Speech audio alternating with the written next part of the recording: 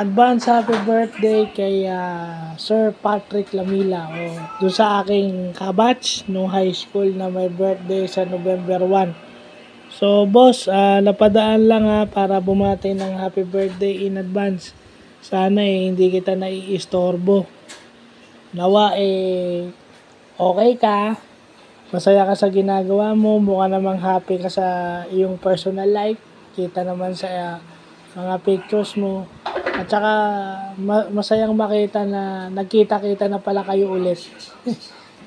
No, na nagbanding na kayo ulit. Siguro masayang pangitain nyo na you have a reunion with your SPAC friends.